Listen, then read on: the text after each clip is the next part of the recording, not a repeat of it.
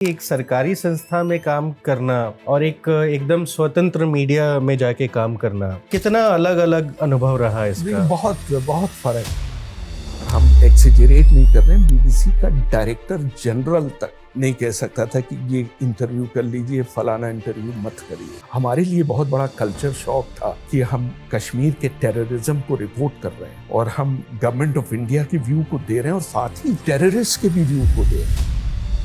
Terrorism शब्द का प्रयोग न करना, आतंकवाद शब्द का प्रयोग न करना, हम लोग चरमपंथी शब्द प्रयोग करते तो उसका भी डेफिनेशन था कि भाई कुछ लोग किसी देश के लिए स्वतंत्रता सेनानी हो सकते हैं और कुछ लोगों के लिए आतंकवादी हो सकते हैं।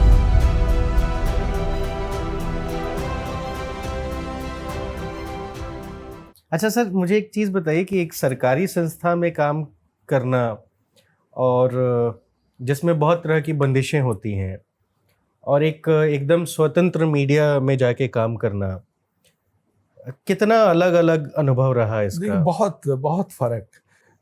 लेकिन एक गलतफहमी दूर कर दें कि सरकारी मीडियम में इस तरह की कोई बंदिश जैसी चीज नहीं थी।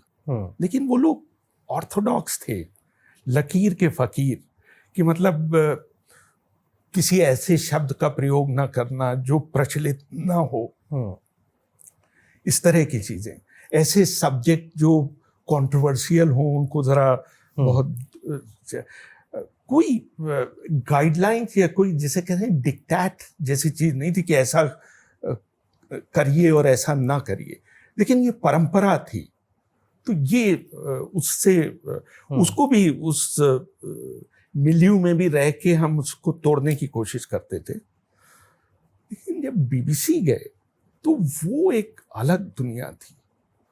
वहां पर कोई इंटरफेरेंस नहीं था।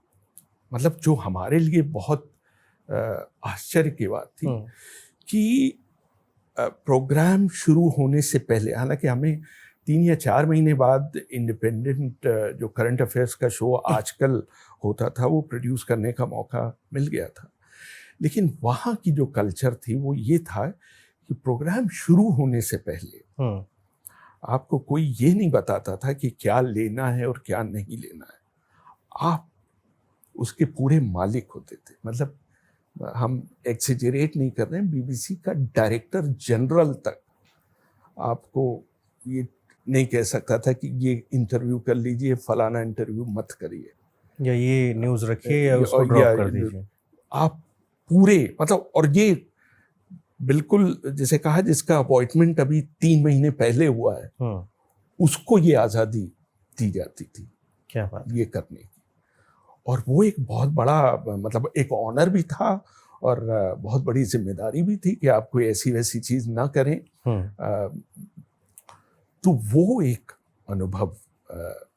लेकिन हाँ, शो के बाद जब प्रोग्राम एयर हो जाता तब उसकी धज्जियां उड़ाई जाती थी, या जो भी तारीफ हो या धज्जियां हो, और ये कहा जाता था कि आप ये कर सकते थे, आपने ये क्यों किया, आपने, तब आपको मतलब वो पूरा प्लेटफॉर्म आपका रहता था, आपको पूरा डिफेंड करना पड़ता था कि हमने फलाने को इंटरव्यू किया, फलाने को क्यों नहीं किया, ये आपको बताना होता। तो वो एक बड़ी जबरदस्त बहस, जो जिसे कहते हैं कि प्रोग्राम के बाद करीब आधे घंटे फ्री फॉर ऑल हर एक उसमें वो रहता था।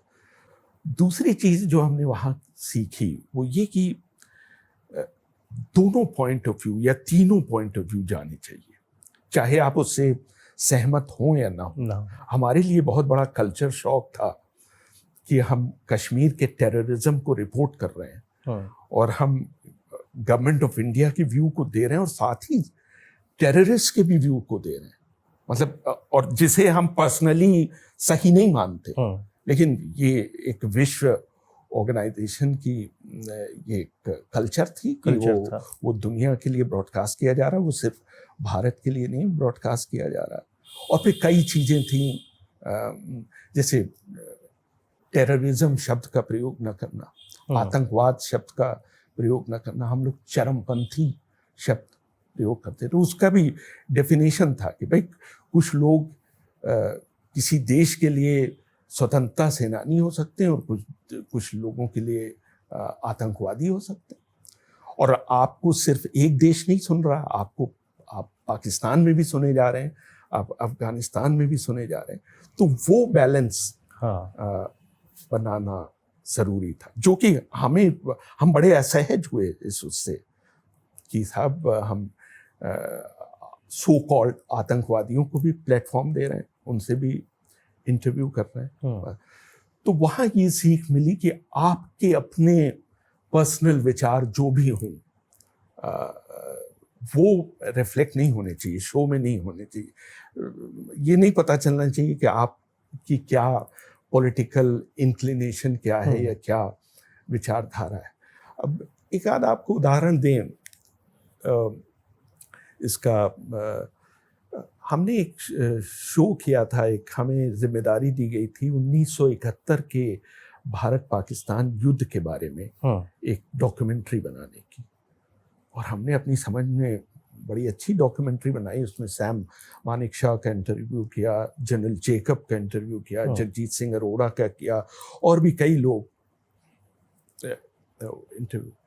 तो ऐसे ही हमने सोचा कि क्योंकि ये प्रेस्टीजियस शो है, ये कुछ लोगों को सुना दिया जाए पहले एयर होने से पहले। हालांकि वो ज़रूरी नहीं था हमारे लिए, लेकिन हमने सोचा to be on the safer side because it is a sensitive issue, it's a prestigious issue.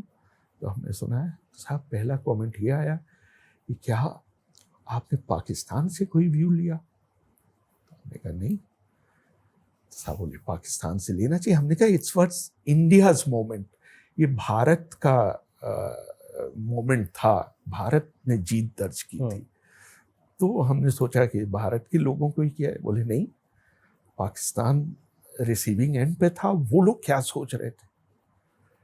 तो फिर हमने एक दिन का समय और लिया और लाहौर फोन मिलाकर जनरल A.A.K. नियाजी, जिन्होंने हथियार डाले थे, उनका इंटरव्यू लिया, और वो शो फिर गया। और फिर उसकी बड़ी तारीफ हुई कि साहब पाकिस्तान का, और वो उन्होंने बड़ा कंट्रोवर्शियल स्टेटमेंट दिया उसमें, मतलब वो हेडलाइन ग्रैबर टाइप का कोई, मतलब उस समय की कोई ऐसी चीज़ उन्होंने कही और वो लिया। तब तो ये सीख वहाँ से मिली कि आपको कोई भी पक्ष को छोड़ना नहीं है, मतलब उनका भी व्यू लेना है, चाहे दिल पे पत्थर रखे आप लें। मतलब कहने का मतलब आप उससे अग्री करते हो या ना करते हो। तो इस तरह के बीसियों उदाहरण आए कि इस तरह से आपको करना चाहिए। तो ये फर्क था वहाँ से, और होराइजन बड़ा था। यहाँ आप देश के लिए या कहिए प्रदेश के लिए, उस इलाके के लिए ब्रॉडकास्ट कर रहे थे। यहाँ पे रिलेटिवली एक बड़े कैनवास पे ब्रॉडकास्ट कर रहे थे। तो वो स्तर एक इंटरनेशनल न्यूज़ मीडिया का वो मेंटेन करना था।